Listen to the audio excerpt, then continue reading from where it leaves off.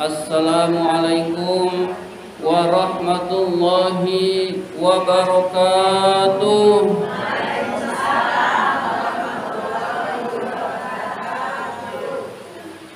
Alhamdulillahi rabbil alamin, wa bihi nasta'in ala umurid dunya waddin.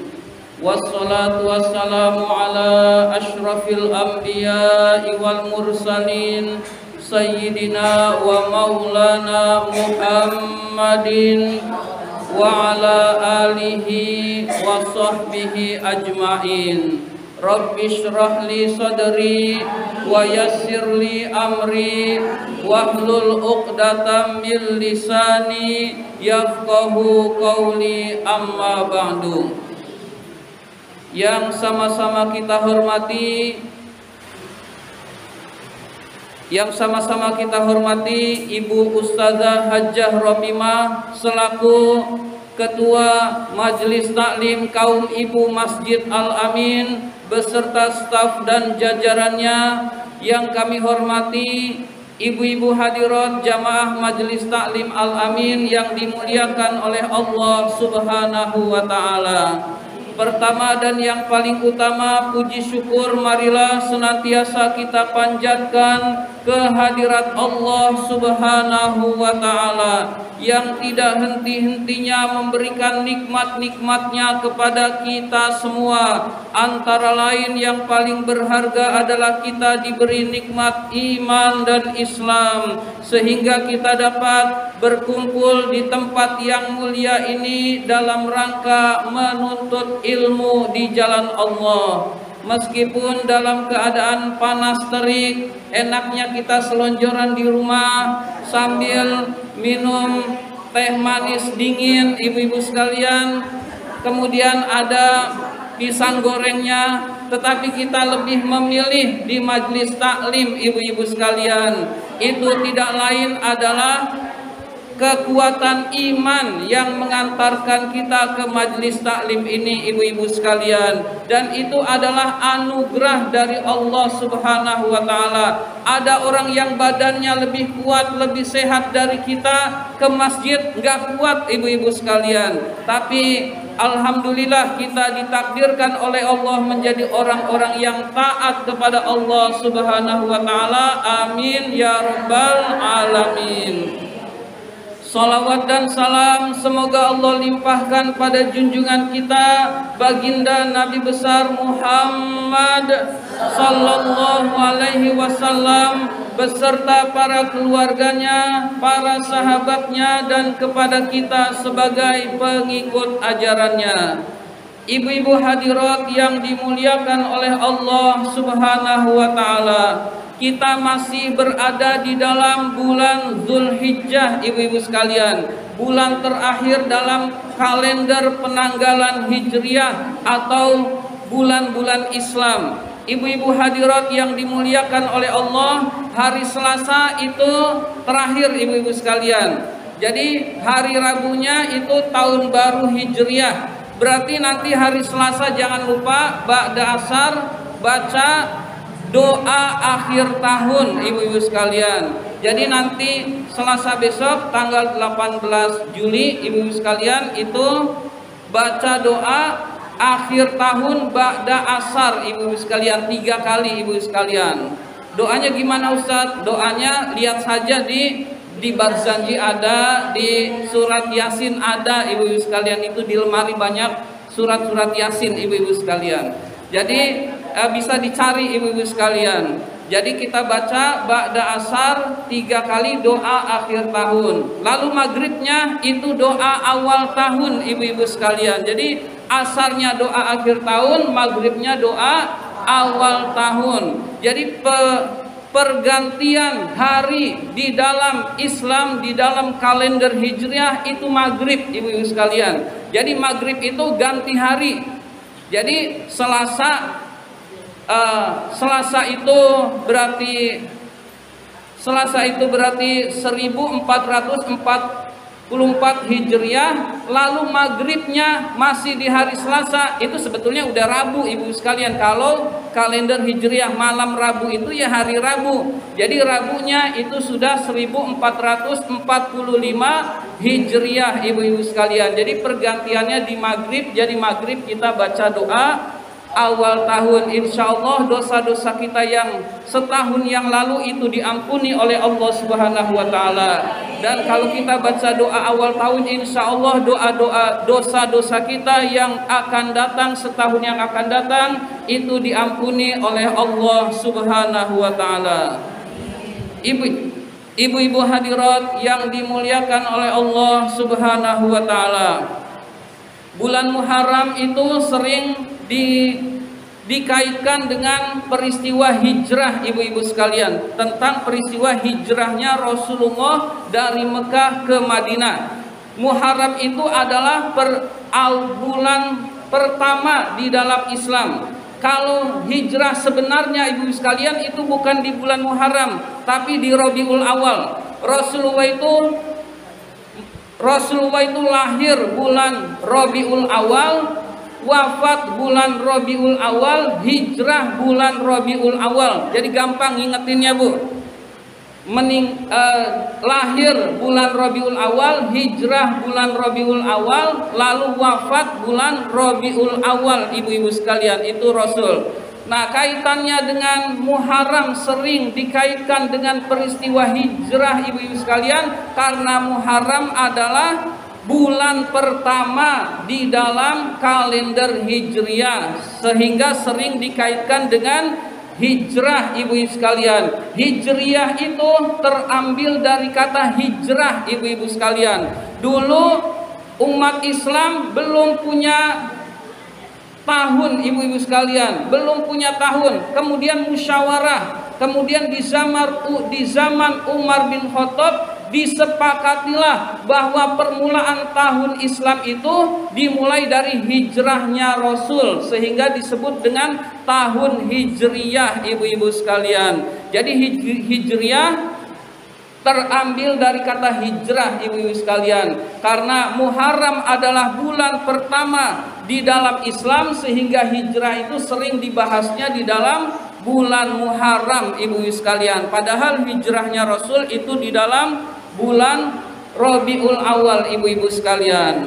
Ibu-ibu hadirat yang dimuliakan oleh Allah Subhanahu wa Ta'ala, itu tambahan saja sedikit pengetahuan, yaitu hijriyah diambil dari kata-kata hijrah. Karena kita umat Islam, berarti kita harus hafal bulan-bulan hijriyah ibu-ibu sekalian, karena perintah-perintah Allah itu dikaitkannya dengan bulan hijriyah. Nggak ada puasa bulan Agustus, nggak ada ibu-ibu sekalian.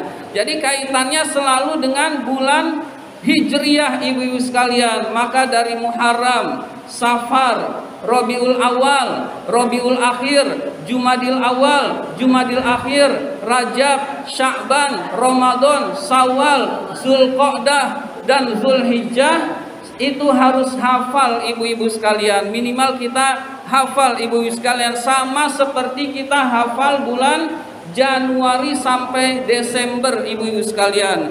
Kita bulan Januari sampai Desember kita tahu, kita hafal ibu-ibu sekalian. Nah, bulan hijriyah juga usahakan kita hafal ibu-ibu sekalian, karena itu kaitannya dengan ibadah-ibadah kita ibu-ibu sekalian, banyak dikaitkan dengan bulan-bulan hijriyah, sehingga bulan hijriyah disebut dengan bulan-bulan Islam, karena kaitannya dengan ibadah haji bulan Zulhijjah. Nggak ada ibadah haji bulan Agustus, penyebutannya nggak ada ibu-ibu sekalian.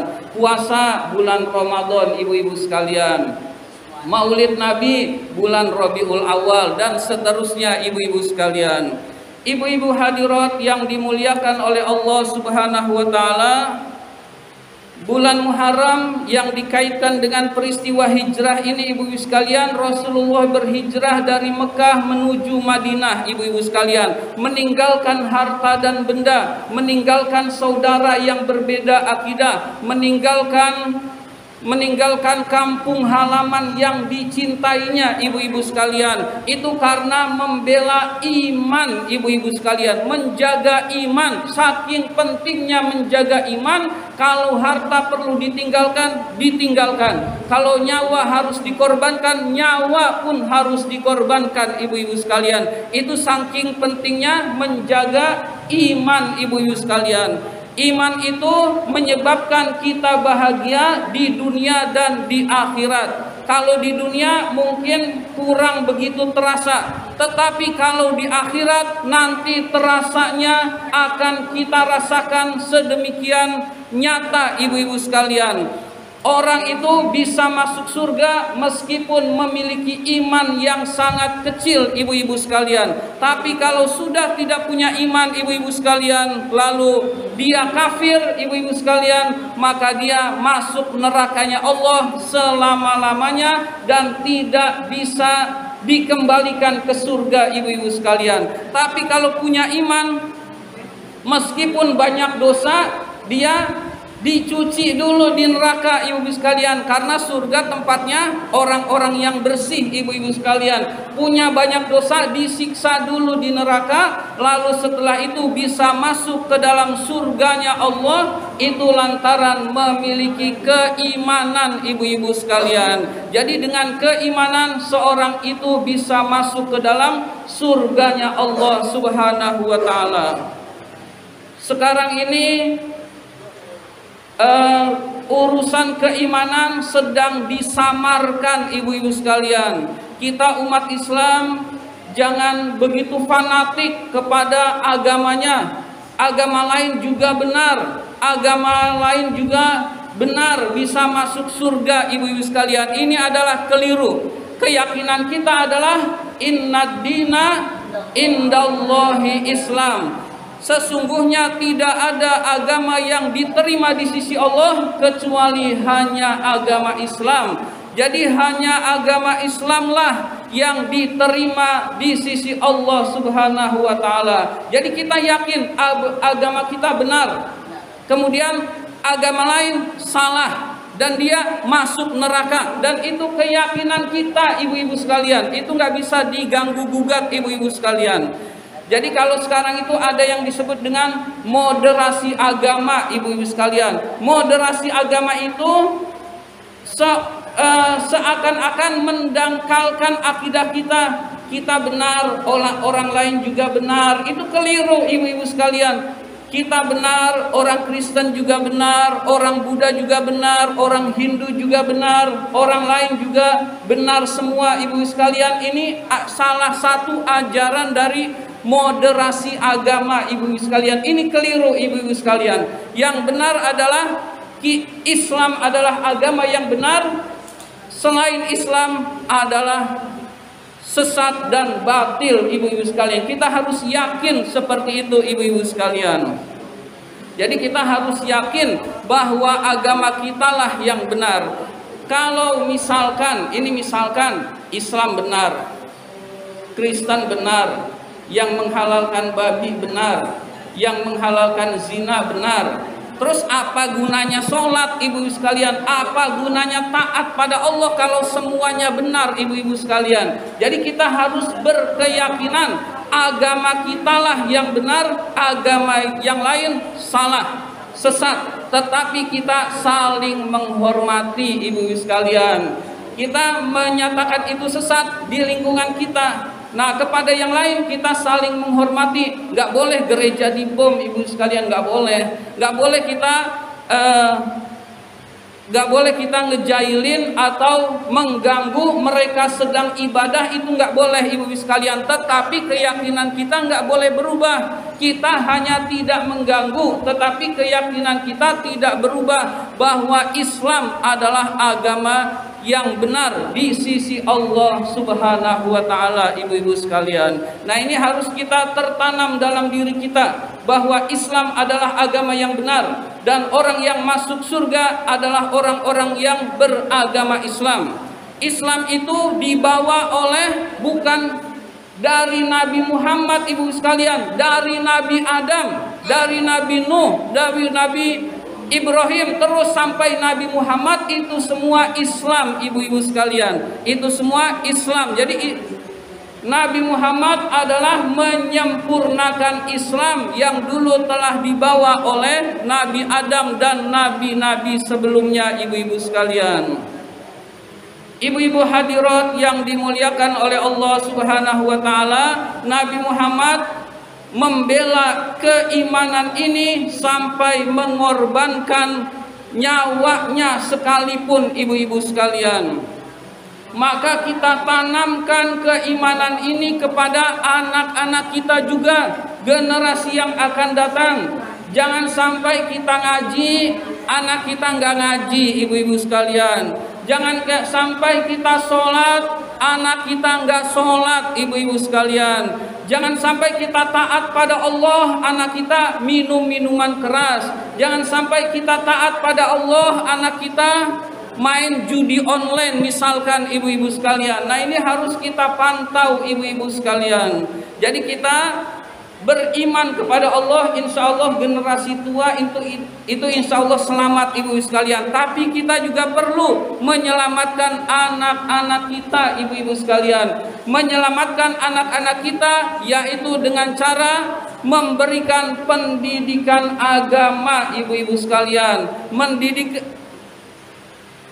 Mendidik anak kita bisa baca Quran, mendidik anak kita bisa sholat 5 waktu, dan yang tidak kalah pentingnya adalah bisa mendoakan kita kalau kita sudah meninggal dunia ibu-ibu sekalian. Jadi jangan sampai kita meninggal dunia, anak kita hore bisa berebut warisan, naudzubillah min dzalik ibu-ibu sekalian. Jangan sampai kita lagi sakit sakaratul maut, anaknya lagi mabok ibu-ibu sekalian, yang ngurusin tetangga ibu-ibu sekalian, naudzubillah min dzalik ibu-ibu sekalian. Jadi kita ingin anak-anak kita menjadi anak yang soleh dan juga bisa mendoakan kita ketika kita menghadap Allah Subhanahu wa taala. Karena kalau kita sudah menghadap Allah, itu harta nggak berguna lagi ibu sekalian. Duitnya banyak nggak berguna, rumahnya mewah nggak berguna, di dunia dihormati ibu sekalian nggak berguna ibu-ibu sekalian. Yauma la yanfa'u malun wala banun.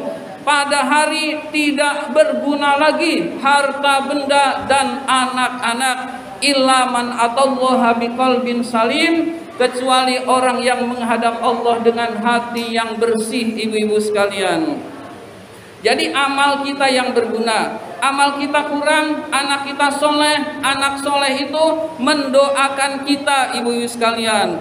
Anak soleh mendoakan kita, harusnya kita mendapat siksa jadi mendapat nikmat kubur ibu-ibu sekalian. Harusnya kita masuk neraka jadi masuk surga gara-gara punya anak yang soleh ibu-ibu sekalian. Maka kita berusaha mensolehkan anak-anak kita. Jangan kita berpikirnya gini, jangankan anak kita, anak Nabi aja ada yang durhaka, yaitu Kan'an misalkan. Mengenai durhaka atau tidak itu urusan Allah ibu-ibu sekalian sebagai pemberi hidayah, tetapi orang tua wajib berusaha ibu-ibu sekalian. Berusahanya gimana ibu-ibu sekalian? Yaitu menyekolahkan anak. Kita pantau akhlaknya. Kalau sekolah umum jangan sampai nggak ngaji, harus ditambah dengan ngaji ibu-ibu sekalian. Kalau sekolah agama ngaji juga lebih bagus ibu-ibu sekalian. Kalau ada yang masuk ke pesantren lebih bagus juga ibu-ibu sekalian. Tapi pesantren sekarang juga harus hati-hati ibu-ibu sekalian. Jangan sampai masukinnya ke Az-Zaitun ibu sekalian, atau ke cabang-cabangnya ibu-ibu sekalian. Jadi memang orang tua itu harus benar hati-hati ibu-ibu sekalian. Jadi sekarang udah jangan asal pesantren kita menganggap wah pesantren aman. Belum tentu aman ibu-ibu sekalian. Kalau sekarang belum tentu aman. Zaman dulu itu aman ibu-ibu sekalian. Pesantren nggak macam-macam. Jadi orang tinggal pakai sorban, pakai peci, duitnya banyak, bikin asrama, jadiin pesantren. Jadi ibu-ibu sekalian kemana-mana pakai sorban, pakai pakai gamis ibu-ibu sekalian, dipanggil ustadz, dipanggil kiai, jadi pesantren ibu-ibu sekalian. Berarti kita memesantrenkan anak juga harus berhati-hati kalau sekarang ibu-ibu sekalian. Iya, jadi pesantren yang sudah zaman dulu ada itu biasanya lebih selamat ibu-ibu sekalian. Kalau saya pesantrennya di Jombang, Jawa Timur ibu sekalian, jauh. Kalau saya itu pesantrennya minta sendiri ibu sekalian, orang tua melarang, saya minta sendiri. Orang kalau udah minta sendiri itu semangatnya lebih besar daripada yang orang tuanya nyuruh ibu-ibu sekalian. Jadi saya yang minta sendiri, akhirnya diizinkan di Jombang ibu-ibu sekalian 3 tahun ibu-ibu sekalian. Kenapa? Oh, bukan Jombang Ciputat. Bukan Jombang Ciputat, Jombang Jawa Timur. Iya. Jawa Timur, iya. Iya. Ya, ibu-ibu hadirat yang dimuliakan oleh Allah Subhanahu wa taala, yaitu sekelumit saja. Jadi kita perlu berniat ibu sekalian, niat mensolehkan anak-anak kita ibu sekalian. Mengenai hasil, ternyata kita sudah berusaha, ternyata kita sudah maksimal, kok anaknya kurang baik, kok anaknya kurang tidak baik ibu sekalian. Itu adalah haknya Allah, pemberi hidayah ibu sekalian. Tapi orang tuanya harus maksimal dulu ibu sekalian. Wal yakhshal ladzina law taraku min khalfihim dzurriyyatan di'afan khafu 'alaihim falyattaqullaha wal yaqulu qawlan sadida. Hendaklah takut kepada Allah orang-orang yang di belakang mereka meninggalkan anak-anak yang lemah ibu sekalian. Jadi kita diperintahkan takut ibu sekalian, takut meninggalkan anak-anak yang lemah ibu sekalian. Anak-anak yang lemah itu diantara penafsirannya adalah lemah imannya ibu sekalian. Jadi kita takut kalau anak kita lemah imannya ibu sekalian. Khafu alaihim, takutlah kepada mereka, wal yaqulu qaulan sadida, dan ucapkanlah ucapan-ucapan yang baik. Jadi kita diperintahkan oleh Allah memberi contoh kepada anak, yaitu dengan mengucapkan hanya ucapan-ucapan yang baik ibu-ibu sekalian. Jangan ucapan yang tidak baik terdengar anak. Terdengar anak itu sama saja dengan mengajarkan ucapan yang buruk kepada anak ibu-ibu sekalian. Kadang-kadang tidak sadar ibu-ibu sekalian kita mengucapkan yang buruk, dan anak yang masih kecil itu merekam ibu sekalian. Ketika anak itu sudah bisa bicara, itu akan terucap ibu sekalian. Siapa sih yang ngajarin? Padahal dirinya sendiri ibu sekalian, gak sadar ibu-ibu sekalian. Jadi anak itu ketika kecil merekam, ketika sudah bisa bicara, yang banyak direkam itu adalah yang dari orang tua dan sekelilingnya ibu sekalian. Sekelilingnya banyak ngucapin yang jorok-jorok, itulah yang keluar dari mulut anak ibu-ibu sekalian. Jadi pesan Allah, ini pesan Allah, wal yaqulu qaulan sadida. Ucapkanlah ucapan yang baik ibu-ibu sekalian, ucapan yang baik yang tidak mengandung kebohongan, yang tidak jorok ibu-ibu sekalian. Maka insya Allah dengan demikian kita menjaga keimanan anak-anak kita ibu-ibu sekalian.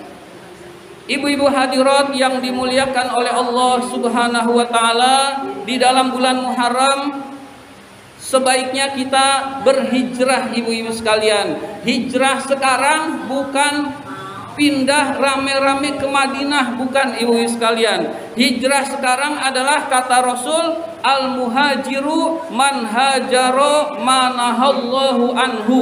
Orang yang berhijrah adalah berhijrah dari yang diharamkan oleh Allah Subhanahu wa taala. Jadi hijrah sekarang hijrah dari yang diharamkan oleh Allah Subhanahu wa taala. Yang biasa berjudi, meninggalkan perjudian, itu namanya hijrah, ibu-ibu sekalian. Yang biasa minum minuman keras, lalu dia meninggalkan minum minuman keras, itu namanya hijrah, ibu-ibu sekalian. Yang biasa berzina, naudzubillah, dia meninggalkan berzina, itu namanya hijrah, ibu-ibu sekalian. Meninggalkan yang dilarang oleh Allah Subhanahu wa taala, yang biasa dilakukan kemudian dia itu larangan Allah kemudian dia tinggalkan, itulah orang yang berhijrah di jalan Allah Subhanahu wa taala. Berhijrah di jalan Allah itu tantangannya berat, ibu-ibu sekalian. Jangankan yang minum minuman keras, misalkan rokok itu makruh, ibu sekalian. Misalkan orang mau berhenti merokok, itu nggak mudah, ibu sekalian. Kalau saya mudah karena dari kecil nggak ngerokok, ibu sekalian. Nyobain aja belum pernah, ibu sekalian. Nyobain juga belum pernah, dan udah nggak kepengen sama sekali. Jadi ibu-ibu sekalian, jadi jangankan ya dari yang diharamkan, orang mau berhenti dari yang makruh itu kadang-kadang susah, ibu-ibu sekalian. Kadang-kadang susah, ibu sekalian. Misalkan mau berhenti merokok, ada temannya nawarin rokok, saya udah mulai mau berhenti, kemudian ditawarin terus. Jadi lama kelamaan dia akan merokok lagi, ibu-ibu sekalian. Jadi itu sering terjadi, ibu-ibu sekalian. Berarti orang yang berhijrah itu juga butuh pengorbanan, ibu-ibu sekalian. Karena dari yang makruh aja sulit, apalagi dari yang haram. Berarti butuh pengorbanan dan perjuangan, ibu-ibu sekalian. Kadang-kadang dipanggil soalim, kadang-kadang sok taubat dan lain sebagainya. Nah, itu ucapan-ucapan itu harus kita tahan sementara, nanti setelah itu akan ringan, ibu-ibu sekalian. Jadi kita berusaha untuk berhijrah dari yang dilarang oleh Allah Subhanahu wa taala. Dari tidak ke masjid, kemudian rajin ke masjid, ke majelis taklim, itu juga disebut dengan hijrah, ibu-ibu sekalian. Biasanya orang yang seperti itu disebut tumben datang ke sini. Nah, kita tahan terhadap kata-kata tumben, ibu-ibu sekalian. Nanti kita akan terbiasa, ibu-ibu sekalian. Ibu-ibu hadirat yang dimuliakan oleh Allah Subhanahu wa taala, berhijrah itu dimulai dari bertaubat kepada Allah Subhanahu wa taala. Kita bertaubat kepada Allah Subhanahu wa taala karena kita manusia itu banyak melakukan perbuatan dosa. Kullu bani Adam khata'un wa khairul khata'ina at-tawwabun. Setiap manusia itu pasti memiliki kesalahan dan dosa, dan sebaik-baik orang yang memiliki kesalahan adalah orang yang bertaubat kepada Allah Subhanahu wa taala. Untuk bertaubat dengan baik, para ulama mengajarkan kepada kita ada 4 syarat agar taubat kita diterima oleh Allah Subhanahu wa taala. Yang pertama adalah menyesal terhadap perbuatan dosa yang telah kita lakukan. Yang kedua adalah bertekad dalam hati tidak mengulangi perbuatan dosa itu selama-lamanya. Dan yang ketiga adalah melaksanakan ketaatan pada Allah Subhanahu wa taala. Dan yang keempat, ini kalau kaitannya dengan dosa kepada manusia, ibu-ibu sekalian. Ibu-ibu pernah nyakitin orang. Nah, pernah nyakitin orang, taubat kepada Allah masih belum cukup, harus minta maaf kepada yang pernah disakiti, ibu-ibu sekalian. Orang yang pernah mencuri milik orang lain, kalau mau tobat harus mengembalikan barang curiannya atau harga senilai curiannya, baru taubatnya diterima oleh Allah Subhanahu wa taala. Jadi kalau ada orang yang taubat lalu kaitannya dengan zolim kepada manusia, lalu dia bertobat kepada Allah, taubatnya belum diampuni oleh Allah selama dia belum mengembalikan uangnya, ibu-ibu sekalian. Nah, ini berat, ibu-ibu sekalian. Dosa kepada manusia itu harus bertobat kepada Allah dan mengembalikan dan minta maaf kepada yang bersangkutan, ibu-ibu sekalian. Kalau tidak minta maaf, tidak mengembalikan, ya Allah tetap tidak menerima taubatnya, ibu-ibu sekalian. Itu kalau lingkungan kecil, ibu-ibu sekalian. Bagaimana dengan koruptor, ibu-ibu sekalian? Itu kan uang rakyat, ibu-ibu sekalian. Koruptor lalu uang rakyat diambil buat dirinya sendiri, dijadiin rekening-rekening keluarga. Itu taubatnya luar biasa beratnya.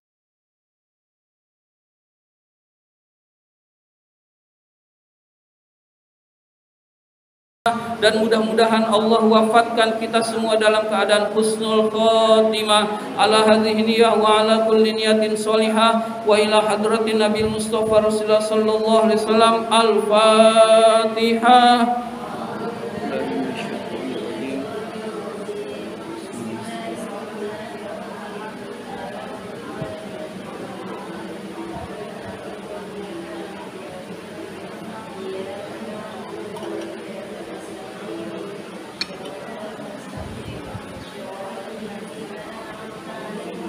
Ghairil maghdubi alaihim waladdallin. Amin. Alhamdulillahi rabbil alamin hamdan yuwafi ni'amahu wa yukafi'u mazidah. Ya Rabbana lakal hamdu wa lakash syukru kama yanbaghi li jalali wajhikal karimi wa 'azimi sultanik. Allahumma salli ala sayyidina Muhammad salatan tunjina biha min jami'il ahwali wal afat wa taqdilana biha jami'al hajat wa tutahhiruna biha min jami'is sayyi'at wa tarfa'una biha indaka 'alad darajat wa tuballighuna biha aqsal ghayat min jamil khairati fil hayati wa ba'dal mamat innaka sami'un qaribun mujibud da'wat wa ya qadiyal hajat. Allahumma nazim ahwalana wa hassin af'alana wa khallisna min alamil faqri wa dhulli wa asimna minal bala'i wal waba'i wat ta'un wa min syururil a'da'i wasyayatini wan nafsil ammarati bisu'. Allahumma yassir lana al-intizama fi jami'il umurid dunyawiyyati wad diniyah wa hasil muradana bil khair. Allahumma ba'idna minasy syarri wal isyan. Allahumma inna na'udzubika min jahdil bala wa darkis saqa wa su'il qada wa syamatatil a'da. Ya muhawwilal hawli wal ahwal hawwil halana ila ahsanil hal. Rabbana atina fid dunya hasanah wa fil akhirati hasanah wa qina adzaban nar. Wa sallallahu ala sayyidina Muhammad wa ala alihi wa sahbihi ajma'in. Subhana rabbika rabbil izzati amma yasifun wa salamun alal mursalin walhamdulillahi rabbil alamin. Amin ya rabbal alamin. Inilah yang dapat saya sampaikan. Terima kasih atas perhatian. Mohon maaf apabila ada kata-kata yang kurang berkenan. Wabillahi taufiq wal hidayah. Wassalamualaikum warahmatullahi wabarakatuh.